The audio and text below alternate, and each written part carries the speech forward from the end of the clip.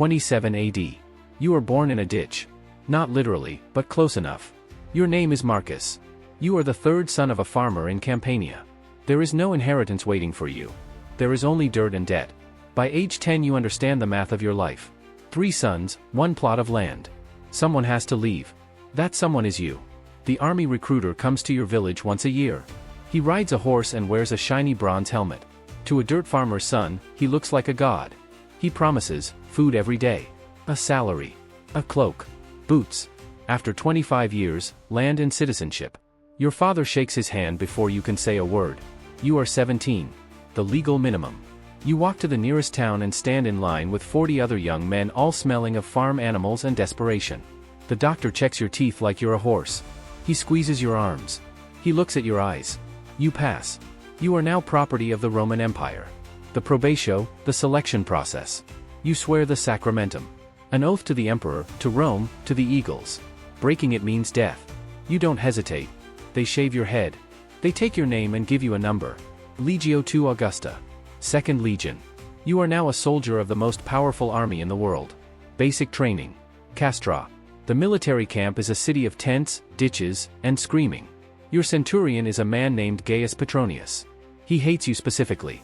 You march 20th miles a day in full kit. 40 pounds of equipment. Sandals that cut your feet until your socks turn red. There are no socks. Just feet. You dig. Every single day. Romans don't just march, they dig. A marching camp must be built each night, ditch, rampart, palisade, in 4 hours or you sleep outside. You train with a wooden sword against a post. 6 feet tall, sharpened on top. You stab it 200 times a morning. Your wrists feel like they've been through a wine press. The scutum, your shield. It weighs 22 pounds. You hold it for hours until your shoulder goes numb and you forget your own name. The pilum, the javelin. Heavy iron shank on a wooden shaft. You throw it 50 meters. It bends on impact so the enemy can't throw it back. Clever and cruel. Your first real pay, 225 denarii per year. Sounds amazing until they deduct food, equipment, and burial club fees. You net about 75 denarii. Still more than farming. You are assigned to a contubernium. 8 men sharing a tent. 8 different smells, 8 different home regions, 8 different opinions about everything. Your family now. Your tentmates, Lucius the Gaul who snores like a dying ox. Felix the Greek who complains about everything philosophically. Brennus who eats your food when you sleep. After 4 months of training, you get the real kit. Larica segmentata, plate armor in overlapping iron bands. You put it on and feel like an actual soldier for the first time. The calligi, your military sandals. Heavy soles with iron hobnails. They grip the earth when you charge. They also last longer than any friendship you'll have in the army. The gladius. Your sword. 50 centimeters of Spanish steel. Double-edged, pointed. Not for slashing, for stabbing. From behind the scutum. Fast, short, lethal. 19 AD. The legion marches north. Your destination, the Rhine frontier. Germania. The place where 3 Roman legions vanished in a forest 9 years ago and were never found. The Rhine. The river that divides civilization from chaos. On your side, stone roads and heated baths. On the other side, darkness, mud, and people who think washing is optional. Your fort, Castra Vetera on the Rhine. More permanent than any home you've ever known. Stone walls, barracks, a bathhouse, a hospital. The empire builds to last. Fort life runs on routine. Wake at dawn. Morning assembly. Patrol. Drill. Build something. Fix something. Sleep. Repeat for 25 years. The empire runs on boredom. You meet the local Germanic population across the trading post outside the gate. They are tall. Very tall. Blonde. They smell like pine resin and horses. You are fascinated and terrified. The Germanic raids start in autumn. Not an army, just 40 screaming men appearing from the trees at midnight. They kill 2 sentries and disappear. You barely see them. Punitive raid. You cross the Rhine on a pontoon bridge. Into the forest. It is darker than you imagined. The trees block the sun. You stop trusting shadows. You burn 3 Germanic villages. It feels wrong. Old people, women, children scatter screaming. You are the monster your grandmother warned you about. But orders are orders. You take your first prisoner. A young Germanic warrior, maybe your age. He's chained to a post. He stares at you without blinking. He's not afraid. You're the one who can't sleep. 3 years on the Rhine. You've survived 2 ambushes, 1 flogging for sleeping on guard duty, and Lucius's cooking. You are promoted. Immune. Specialist soldier. Pay rise. Immune status means you get out of basic labor duties. No more ditch digging or latrine cleaning. You are now a trained weapons specialist. Specifically, the Scorpio bolt thrower. 23 AD. A messenger arrives. Emperor Tiberius has ordered Legion II Augusta to Britannia, an island at the edge of the world that Rome half-conquered and then mostly forgot about. The march to the coast. 600 miles. 40 days. Your hobnailed boots were through twice. You memorize the sounds of your armor so well you can't sleep without them. The sea. You've never seen it. It is enormous, gray, angry, and it smells like salt and fear. You are about to cross it in a wooden boat the size of a barn floor. The crossing to Britannia is 6 hours of vomiting, praying, and wondering if death in battle would be preferable to death by seasickness. Many seasoned soldiers cry. Britannia. The island hits you all at once: gray sky, green mud, cold rain, and locals staring at you like you're extremely unwelcome house guests. Accurate. The British tribes are complicated. Some hate Rome. Some trade with Rome. Some are actively lobbying Rome for support against other tribes. Divide and conquer writes itself. Your first campaign, the assault on Camulodunum, what will become Colchester? Tribal King Caratacus defends it with war chariots. You've heard about chariots. Now you see them. The order, release Pila. 2,000 heavy javelins fill the sky. They arc perfectly and fall into the oncoming chariots like iron rain. The sound is unforgettable. Testudo formation. Tortoise shell. Shields overhead, shields on all sides. You become a walking bunker. Inside it's dark, sweaty, and you can hear every arrow bouncing off the roof. The battle. You crash into the British line. Everything becomes noise and elbows. Push with the scutum, stab with the gladius, don't fall, don't think. Movement is survival. The British line breaks. You chase them across a field. Rule number 1, never stop pushing when they run. A retreating enemy is a dying enemy. Your legs burn, your lungs burn. Victory. Your first real battle. You are alive. Lucius is alive. Felix is alive. Brennus took a spear to the shoulder. He says it is fine. It is not fine. The bone is showing. The Roman field hospital. Valetudinarium. Brennus gets wine poured on the wound, a bronze probe to extract bone fragments, and stitches with a curved iron needle. No anesthesia. He bites through a leather strap. The Roman bath. Even on campaign, the legion builds a bathhouse within weeks. Hot room, cold room, scraping bench. You haven't been truly clean in 4 months. Heaven is a strigil. Letters from home. Your father died of fever. Your eldest brother inherited the farm. Your mother is in Capua with your aunt. You read the letter twice and put it in your kit bag. Duty continues. 28 AD. You are 21. The Legion has been in Britannia 3 years. You've built roads, fought tribal uprisings, and missed the sun so much you genuinely dream about it. A problem. Your centurion Petronius has been skimming pay. Stealing from soldiers. This is not unusual. What is unusual is that someone reported him to the legate. A full investigation begins. Petronius gets demoted. Stripped of his vine staff. His replacement, a young tribune named Quintus Flavius, 22 years old, patrician, never been in a real fight. You will babysit him into competence. Quintus is actually not terrible. He listens. He learns. He admits he doesn't know what he's doing and asks you to help. This is terrifying. You are now responsible for an officer. 43 AD. The big push.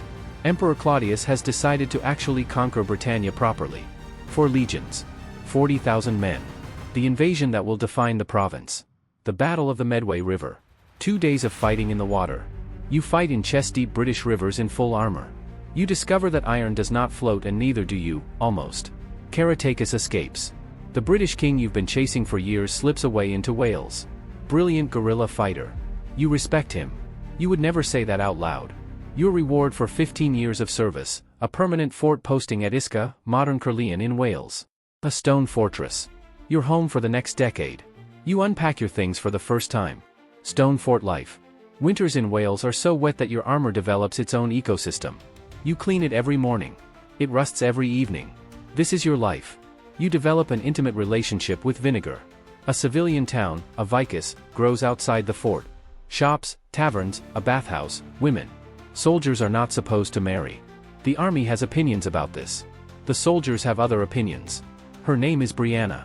She speaks Latin with an accent that sounds like water over stones. She sells wool at the market. She thinks Roman military discipline is ridiculous. She is not wrong. You can't legally marry her. Army law forbids it. But you build her a small house outside the gate and give her half your pay. The army notices but officially does not notice. It's a system. 54 AD. Emperor Claudius dies. Poison in mushrooms, or so they say. His stepson Nero becomes emperor at 16. The legions on the frontier hear this news and quietly sharpen their swords. 60 AD. Boudica. Queen of the Iceni tribe. Rome takes her kingdom after her husband dies, flogs her, assaults her daughters. She responds with an army of 100,000 people and the kind of anger that burns cities. 3 Roman cities burned: Camulodunum, Londinium, Verulamium. 70,000 Romans and their allies massacred. The 9th Legion is destroyed in an ambush. This is the worst crisis in Britannia's history. Governor Suetonius Paulinus chooses his ground. A narrow valley with forest behind your back. Boudica's army fills the plain before you. 10,000 Romans. 100,000 Britons. The math is uncomfortable. The battle plan is perfect. Let them charge into the narrow point. Let their numbers count for nothing in the bottleneck. Roman discipline meets British fury. Discipline wins, this time. You push forward in the tortoise advance. Step, push, stab, step. The British warriors are enormous and terrifying and they break. The retreat becomes a rout, becomes a slaughter, becomes silence. Boudica takes poison rather than be captured. A queen's death. The revolt is over. Britannia settles into a sullen peace. You helped kill 80,000 people today. The numbers don't fit in your head.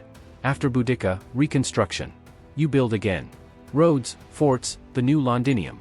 Rome always builds after it destroys. Sometimes you can't tell which came first, the destruction or the building. You receive a letter. Brianna is pregnant. You are going to be a father. The law says the child is illegitimate, a son or daughter with no Roman rights. This is the law. The law can go to Hades. A son. Gaius. Born in a stone house outside a fort in Wales. Half Roman, half British, 100% unofficial. He has Brianna's eyes and your stubborn jaw. He screams with impressive military volume. 68 AD. The year of the 4 emperors. Nero is dead. Then Galba. Then Otho. Then Vitellius. 4 emperors in 1 year. The empire tears itself apart like a wolf eating its own tail. The legions in Britannia support Vespasian, a general who actually served here in the earlier campaigns. He wins. He becomes emperor. Stability returns. The legions breathe out. Vespasian builds the Colosseum. You hear about it from returning soldiers who've been to Rome. An arena that seats 50,000. Entertainment as politics made permanent in stone. After 20 years of service, you are offered a promotion, Optio. Second in command of the century. You will be paid extra to write paperwork and manage Quintus Flavius, who is now your actual commander. Optio duties: you run the century when the centurion is absent. You manage supplies. You manage complaints. You manage morale. You are the most overworked, underpaid manager in the ancient world. Gaius turns 8. He visits the fort for the first time. He sees the eagle standard and stops walking. His mouth falls open. His eyes go huge. You watch him and feel something complicated. You begin teaching Gaius Latin literacy. His mother teaches him British. He ends up thinking in 2 languages and belonging to neither world completely. The child of the empire's edges. 79 AD. Vesuvius. The news takes 2 weeks to reach Britannia by relay rider. You hear that Pompeii is buried under 20 feet of ash. You've never seen a volcano. You didn't know they did that. Your 25th year of service approaches. The discharge, Honesta Missio. Honorable discharge. You will receive a diploma, a bronze tablet recording your service. And land. Somewhere. In a province you've never been. The land grant, a plot in Camulodunum, Colchester. The city Boudica burned. Now rebuilt as a Roman veteran colony. You will be a colonist. A civilian. The concept is alien. Discharge day. The legion forms up. Quintus Flavius reads the roll of the discharged. Your name is called. You step forward. The Aquila catches the light. You realize you're saying goodbye to the only home you've had. The bronze diploma. 2 tablets chained together, your entire service recorded, name, unit, campaigns, discharge date. You can now legally marry Brianna. Gaius is now officially Roman. Just like that. Civilian life. You buy seed. You plant grain. You go to the forum to vote in local elections. You argue with your neighbor about his goats. This is freedom. It is absolutely terrifying. You can't sleep without the bugle. You keep waking at the 4th watch, reaching for a gladius that isn't there, listening for a centurion that doesn't come. You miss the routine. You hate that you miss it. Gaius, age 16, announces he wants to join the legion. You say, absolutely not. You spend 2 hours explaining why. He listens politely. He enlists anyway at 18. You fill out his reference forms yourself. Helplessly. You walk Gaius to the recruiter. Same process you went through. Same oath, same haircut, same look of terrified determination on a young face. You were 17. He is 18. The difference is nothing. 96 AD. Emperor Domitian assassinated. The Praetorian Guard, Rome's personal bodyguard, kills an emperor for the 4th time in a century. The Guard is an army that exists to protect the emperor from armies. The 5 good emperors begin. Nerva, Trajan, Hadrian, Antoninus Pius, Marcus Aurelius. A century of relative sanity. For the frontier soldier this means, fewer civil wars, more actual enemies, better pay. Trajan's wars. Dacia, modern Romania. Enormous wealth, enormous resistance. The Dacians are not the Britons. They have iron war scythes, the falx, that curve over the top of Roman shields. The army redesigns its helmets mid-campaign. Trajan's column in Rome records all of this in a 100-meter spiral of carved stone. Every battle, every crossing, every soldier. The greatest military comic strip ever made. None of us asked to be in it. Gaius writes home from the Dacian campaign. Short letters: alive, cold, eating well, killed some Dacians, found a silver mine, the Danube is impressive. Fathers recognize everything between the lines. 117 AD. Hadrian becomes emperor. He looks at the map of the empire and does something unprecedented, decides to stop expanding. He draws a line and builds a wall. Literally. Hadrian's Wall. 73 miles of stone across the neck of Britannia. Forts every mile. Signal towers every 3rd mile. Ditches on both sides. It will take 15,000 soldiers 6 years to build. Marcus's son Gaius is on the construction detail. Gaius comes home on leave. He's 26. He looks exactly like you did at that age. He doesn't realize this. You don't mention it. You get drunk together instead. Important bonding. You visit Rome for the first and only time in your life. Age 52. Retired veteran. You take Brianna because she's never seen it. Rome is enormous, smelly, loud, magnificent, and confusing. The Colosseum. You see it for the first time. It holds 50,000 screaming Romans. Inside, gladiators fight, animals are killed, the crowd decides life and death with their thumbs. You've done similar things with a gladius in your hand. It feels different in a chair. You try the Roman baths, the real ones, baths of Trajan. Acres of hot rooms, cold rooms, exercise yards, libraries. You understand for the first time why people call Rome civilization. Then you see the street outside and revise your opinion. The Forum of Rome. Every emperor's legacy carved in stone. Temples everywhere. Statues of gods who no longer frighten anyone. You say a prayer to Mars, god of soldiers, out of habit. Old habits and old gods. On the way back from Rome you stop in Campania. Your childhood farm. Someone else's family lives there now. The house is smaller than you remember. Everything is always smaller than you remember. You are 56. Gaius is now a decurion, a cavalry officer. He married a woman from a Gallic family on the Rhine. You have grandchildren you've seen twice. The empire is too large. The border never sleeps. Gaius writes, incursions from north of Hadrian's Wall increasing. The tribes up there, the Caledonians, have never been defeated by Rome. They simply waited. 138 AD. Antoninus Pius becomes emperor. He pushes the frontier in Scotland further north, the Antonine Wall. Turf, not stone. Cheaper to build. Harder to hold. History judges this correctly. You are 60. You wake up one morning and your right knee simply refuses to work. This is not an injury. This is just age informing you of a standing policy. You negotiate with it daily. Brianna learns to read Latin at 55. You teach her. It takes a year and a half. She learns faster than any recruit you ever trained. This is not surprising. She has always been the most competent person in the house. Gaius is transferred to the Danube frontier, Pannonia. He is now stationed 2,000 miles away. His letters take 6 weeks. You answer immediately. It still takes 6 weeks. You do the math with grief. Lucius dies. Your old tentmate. The giant snoring Gaul from your contubernium. He died in his farm in Gaul, age 62, eating a massive meal, which is how he would have wanted it. Felix the Greek is 70 and shows no signs of dying.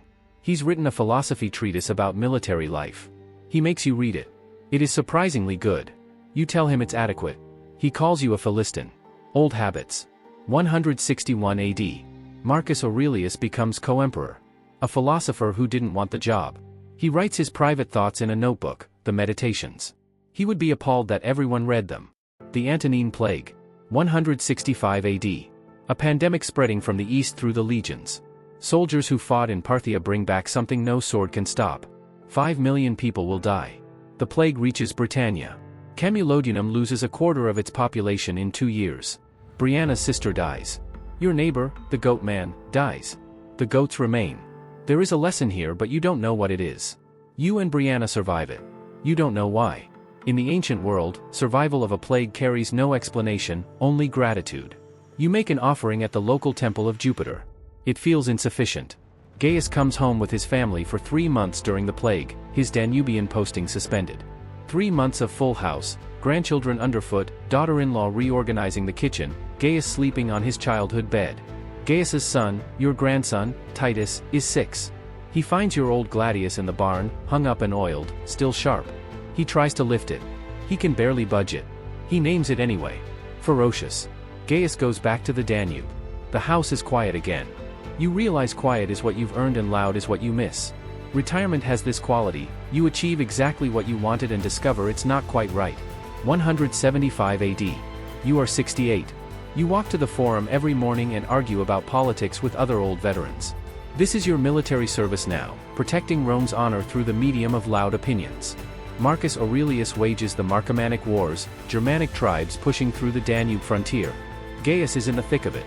You track the campaign on a map you've drawn yourself, with wooden pins. The Marcomanni break the Danube line. Germanic tribes reach northern Italy, the first time in 300 years. Rome panics. Marcus Aurelius personally commands the defense. Even philosophers pick up swords when necessary. Gaius is wounded at the Danube. An arrow through the left forearm. He writes home. The letter is cheerful and brief in exactly the way you taught him letters should be. You read it 4 times for what isn't said. Gaius recovers. The arm heals. He writes again, this time annoyed that his writing form is affected. A soldier's priorities. Your relief is so large it physically changes the room's air. 180 AD. Emperor Marcus Aurelius dies on the Danube frontier, still campaigning, still commanding. His son Commodus becomes emperor.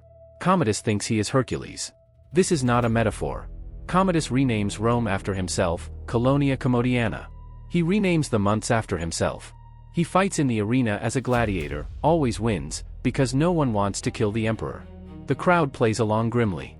193 AD. Commodus is strangled in his bath by a wrestler. The Praetorian Guard auctions off the emperorship to the highest bidder.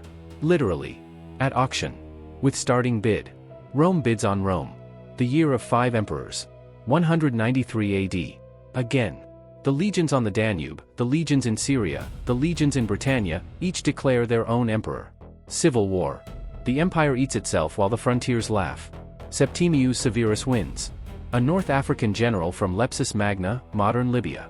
The first African emperor. He gets there by being the most ruthless. He reforms the army, better pay, soldiers can legally marry. Finally. You go to the military records office and officially register your marriage to Brianna. 40 years after the fact. The clerk doesn't even blink, he's processed 50 of these today alone. You are finally, officially, a family. You show Gaius the marriage certificate on his next leave. He stares at it. You weren't married, he says. He thought you were.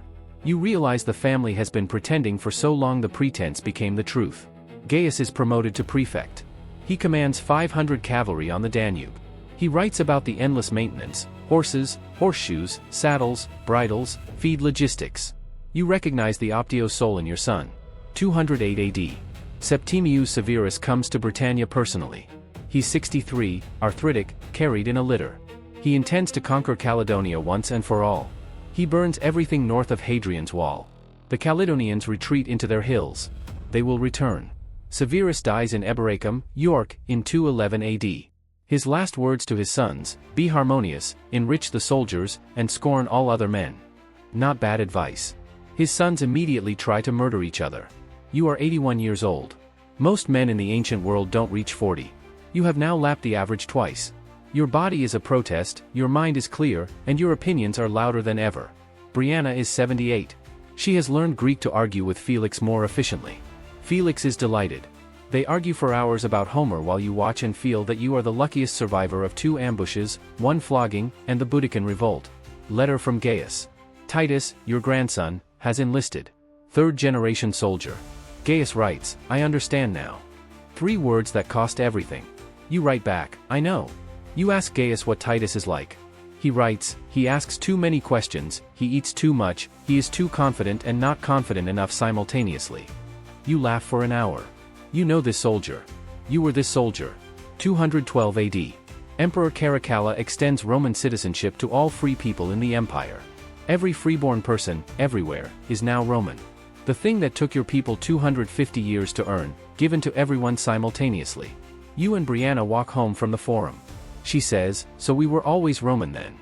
You say, you were always smarter than Roman. She hits you with her walking stick. This is love. You sit in your garden in the evenings. You grow cabbages. Cabbages are reliable in a way that emperors are not. You have outlived 14 emperors. The cabbages respect this. Gaius retires. He moves to Camulodunum with Livilla. 5 generations of the same farmhouse view, his parents' house is the one he knows best. He takes the small room beside yours and argues about which chair is whose. The 3 of you, Gaius, and Brianna, sit in the garden after dinner in summer. 3 generations of a family that the Roman law said could never exist. You exist anyway. History has a good word for this, stubbornness. Brianna dies in spring, quietly, in her sleep, at 83. You are holding her hand. She wakes briefly, says something in British that you still understand perfectly after 50 years, and goes. You bury her outside the city. You build her a stone grave marker. You write her inscription in both Latin and British. The stonecutter looks at the British letters and asks what they say. You say, she was always smarter than Roman. He carves it perfectly. You are 85. Felix comes to visit every morning now. You argue. You eat. You remember. This is the retirement you earned. 2 old soldiers and 1,000 years of shared history between them. Felix dies at 95. Of absolutely nothing, he simply finishes.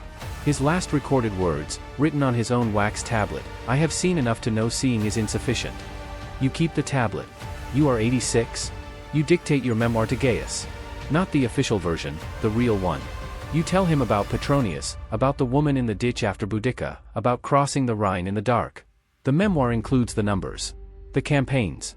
The men you killed. The men you couldn't save. Brennus, who died of his shoulder wound after all, 10 years later, from the bone infection that never quite healed. Titus comes home from the Rhine. He's 28 and looks exactly like you did at that age. 3 generations of the same jaw and stubborn eyes. The family is an army unit that reproduces itself. Titus and Marcus spend a week in the garden while Marcus teaches him everything he knows. Not the military theory, Felix had covered that. The real things, how to sleep on bad ground, when to obey and when to hesitate, how to write home without scaring your family. You give Titus the gladius. He tries to refuse. You insist. It's been oiled and sharp for 60 years. It hasn't retired just because you have. Titus takes it with both hands. He understands the weight of it. Titus leaves for the Rhine. You watch him go from the farm gate. The same gate you stood at when you walked away at 17. He doesn't look back, the right call, the soldier's call. You are proud. You are also a normal person and you cry when he's out of sight. The memoir is finished. Gaius has the original. He makes a copy for Titus. He makes a copy for himself. He considers making a copy for the Legion's records. The Legion's records do not cover what the Rhine smells like at dawn. You are 87. The longest march of your life is now 20 feet from your bedroom to the garden. You make it every morning. You have made harder marches. This one matters more. Gaius makes breakfast every morning. He brings it to you in the garden. He sits beside you. Neither of you speaks much. You have said everything. Silence between soldiers is the most efficient communication. A letter from Titus. He crossed the Rhine for a punitive campaign. He writes, the forest is very dark. I understand now what you meant. He doesn't specify. He doesn't need to. You are 88. You ask Gaius to read you the Meditations of Marcus Aurelius. Felix was right, it's surprisingly good. One passage, confine yourself to the present. You've spent 70 years trying to do exactly that. You tell Gaius your clearest memory. It's not the Battle of the Medway. It's not the Boudican Revolt. It's the morning after you first arrived at Castra Vetera on the Rhine, standing outside the tent at dawn, 19 years old, and thinking, I am exactly where I am. You dictate one final addition to the memoir. Not a battle, not a campaign. Just a list, the names of every man in your contubernium, their hometowns, what they ate for preference, one thing each that made you laugh. The only real history. 219 AD. You are 89 years old. You have outlived every emperor since Vespasian. You have outlived your legion's original eagle standard, which was replaced in 91 AD. You have outlived the certainties of your century. Gaius reads to you from a Greek geography book about places you've been: Britannia, Rome, Campania. The descriptions are completely wrong. You correct them all from memory. You were there. The book was not. Titus is promoted. Decurion. Letter arrives. Marcus reads it 3 times, puts it down, then goes to the garden and does not speak for an hour. When he comes back, good. Now the real work starts. You know this speech. You gave it to Gaius. Winter. You stay inside more now. The cold hurts in the places your armor used to be. Your body remembers the metal's weight in its absence.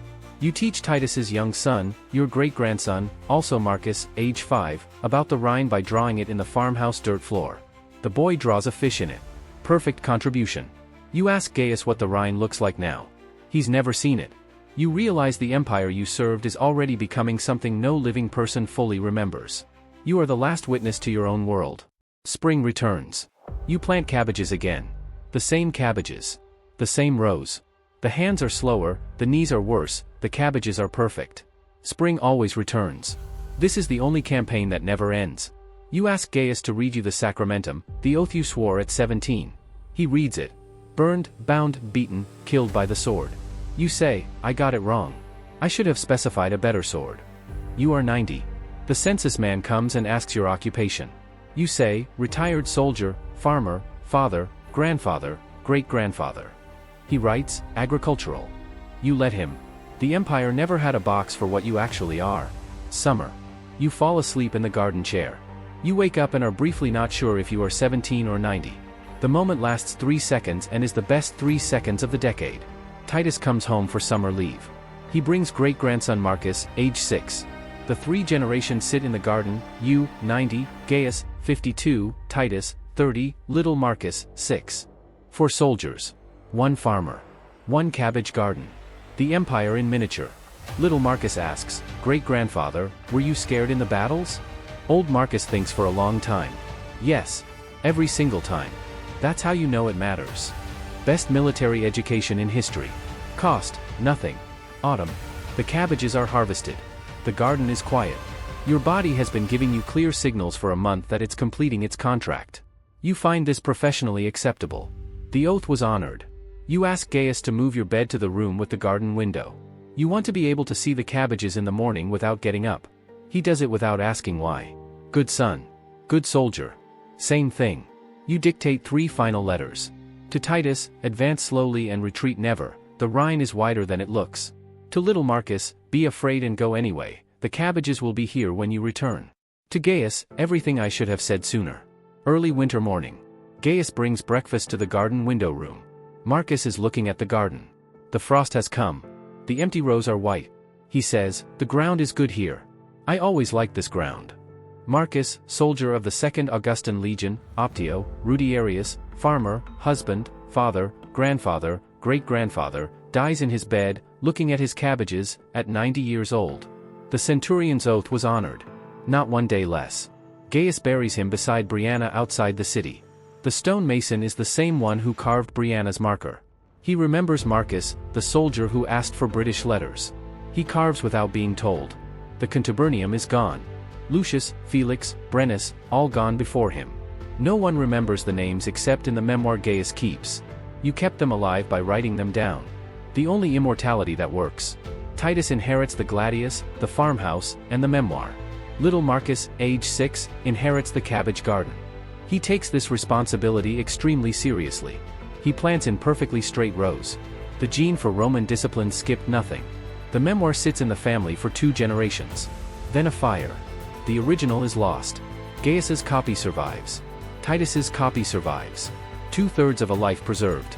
History works this way, partial, lucky, accidental. Centuries pass. The legion's fort in Wales becomes ruins. Stones are taken by locals for building. Marcus's barracks wall becomes someone's cottage. His drill ground grows over with grass. The earth reclaims the empire cell by cell. The memoir fragments survive. They show up in a monastery in 6th century Wales, quoted in a monk's history of Roman Britain. The monk notes, a soldier of exceptional service, name unknown. The name was there. He didn't read that page. Modern archaeologists dig the site of Castra Vetera on the Rhine. They find the layer from the 1st century. Iron hobnails from Calighi. A corroded belt buckle. A fragment of a small wax tablet, remember to write home. They don't know whose. That is the whole story. A farmer's son who marched 50,000 miles, fought 30 campaigns, buried his friends, planted cabbages, taught his grandson not to be afraid of fear, and died looking at his garden. The empire rises and falls. The cabbages remain. You were a Roman soldier. You were a farmer. You were a husband. You were a father. You were the foundation of the road someone else took home. If this story earned your like and subscription, the Eagle Standard catches the light one more time. Don't be a Praetorian, they only look out for themselves. Subscribe, ring the bell, and march with us. This was Eyes of a Warrior. End of transmission.